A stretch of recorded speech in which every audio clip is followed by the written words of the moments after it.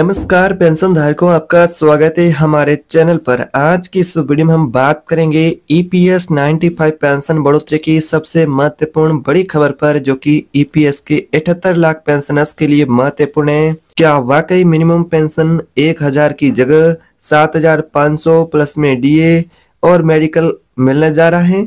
क्या श्रम मंत्रालय की बैठक में हुआ है नया फैसला? और एनएससी यानी कि नेशनल एग्जीक्यूटिव कमेटी ने क्या जवाब दिया है? इस वीडियो में पेंशन से जुड़ी पूरी सच्चाई जानने के लिए वीडियो अंत तक देखें, क्योंकि आज हम इसी के बारे में बात करेंगे। तो ईपीएस के पेंशन धारक उनके लिए 4 से 5 महत्वपूर्ण बड़ी अपडेट रहेगी, जिसके बारे में बात करेंगे, तो वीडियो ध्यान से देखें। तो सबसे पहले बड़ी अपडेट के बारे में बात करेंगे जो पेंशनर्स के लिए सामने आ रही है।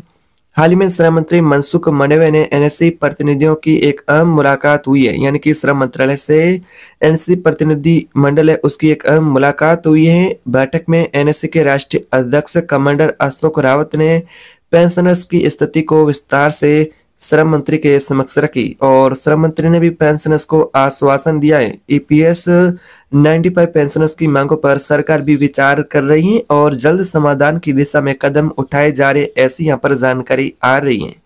यानी कि जो पेंशनर्स की प्रमुख मांगे है, जिसको लेकर सरकार भी विचार कर रही है और उसके अगले यहाँ पर कदम भी उठाए जा सकते हैं, इस तरह की जानकारी आ रही है। मीडिया रिपोर्ट के अनुसार मंत्रालय ने वित्त मंत्रालय को 7500 की पेंशन के साथ में डीए के प्रस्ताव पर विस्तृत अध्ययन रिपोर्ट भेजी है। तो यह जानकारी आपके लिए बहुत महत्वपूर्ण आ रही है पेंशनर्स के लिए। हाल ही यहाँ पर प्रतिनिधि मंडल की मुलाकात के बाद यह जानकारी सामने आ रही है। एनएससी कार्मिकों और पेंशनर्स की उम्मीदें और बढ़ चुकी हैं। एनएससी की तरफ से कहा गया है कि जब तक पेंशन की बढ़ोतरी की कोई सरकार आधिकारिक घोषणा आदेश नहीं आता है, आंदोलन जारी रहेगा। फिर भी यह पहली बार है कि जब श्रम मंत्री ने सीधे तौर पर भरोसा दिलाया है कि मांगों पर कार्रवाई निश्चित होगी, तो पेंशनर्स अब पहले से कई ज्यादा उम्मीद कर रहे हैं कि दिसंबर या फिर जनवरी की सीबीटी मीटिंग में इस बार फाइनल निर्णय हो सकता है, जिसमें 2 तरह के निर्णयों को लेकर जानकारी सामने आ रही है। जिसमें बात करें तो पहला आपका वेज लिमिट है, पेंशन गणना का लिमिट है, जैसा कि अभी 15,000 है, जिसे बढ़ा करके 25,000 किए जाने को लेकर भी अपडेट कुछ मीडिया रिपोर्ट के अनुसार सामने आ रही है। बाकी दूसरा अपडेट है मिनिमम पेंशन है, जिसकी पेंशन धारक है उनकी प्रस्ताव के अंदर मांग 7500 प्लस डी है।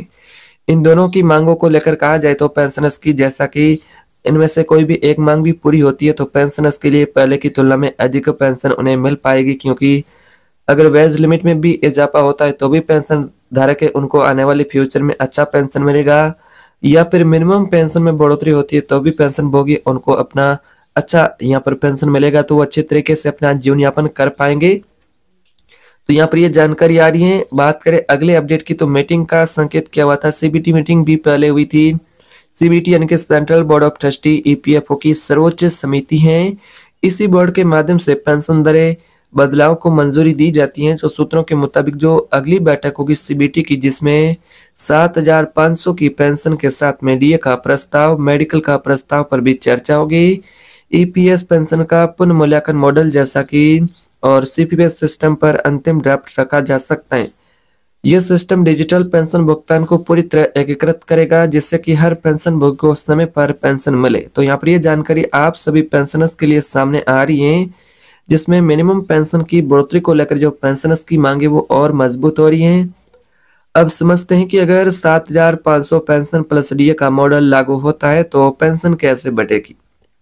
मान लीजिए आपका जो वर्तमान पेंशन गणना का लिमिट 15,000 है और उस हिसाब से 8.33% के हिसाब से ईपीएस में 1250 जाती हैं, तो अगर सरकार 7500 न्यूनतम पेंशन तय करती है तो इसका मतलब होगा कि आपकी जो पुरानी पेंशन है अब 3 से 6 गुना तक उसमें बढ़ोतरी देखने को मिल सकती है। साथ ही डीए जोड़ने पर यह राशि और भी बढ़ेगी, जिसमें 8500 से 9500 तक भी पहुंच सकती है पेंशन। एनएससी की एक प्रमुख मांग यह भी है कि पेंशन भोगी और उसके जीवन साथी दोनों को ईएसआईसी यानी कि या फिर सीजीएचएस की तरह मुफ्त मेडिकल सुविधा भी दी जाए। श्रम मंत्रालय इस पर विचार कर रहा है कि ईपीएफओ के अधीन एक विशेष स्वास्थ्य योजना लागू की जाए, जिससे पेंशनर्स को न्यूनतम स्वास्थ्य सुविधा मिल सके। डीए यानी कि महंगाई भत्ता हर 6 महीने में तय होगा, जैसे ही केंद्रीय कर्मचारी पेंशनर्स को मिलता है। तो ये जानकारी भी आ रही है। अब वित्त मंत्रालय की भूमिका होगी इसमें आम। दरअसल पेंशन बढ़ोतरी का सीधा ही यहाँ पर कहे तो प्रस्ताव जो कि उनकी वित्त मंत्रालय के पास पेंशन धारकों का पेंशन का प्रस्ताव विचाराधीन है। अगर वहां से उसे मंजूरी मिलती है तो यहाँ पर अंतिम आप सभी के लिए कहे तो खुशखबरी आ सकती है। तो इस तरह की अपडेट रहेगी। अगर सब कुछ योजना के अनुसार चला तो जनवरी से मार्च 2026 के बीच में पेंशन की बढ़ोतरी को लेकर भी फैसला आ सकता है। कई सूत्रों के अनुसार सरकार इसे बजट सत्र 2026 से पहले भी लागू कर सकती है, जिससे करोड़ों पेंशनर्स को सीधा फायदा मिलेगा। हालांकि अभी तक कोई आधिकारिक नोटिफिकेशन जारी पेंशन की बढ़ोतरी को लेकर नहीं हुआ है। तो दोस्तों ये थी पेंशन भोगियों आपके लिए अपडेट फिलहाल की। इस तरह की और भी नई अपडेट पाना चाहते हैं, आप भी एक ईपीएस पेंशनर हैं तो वीडियो अच्छे लगे तो वीडियो को लाइक करें, शेयर करें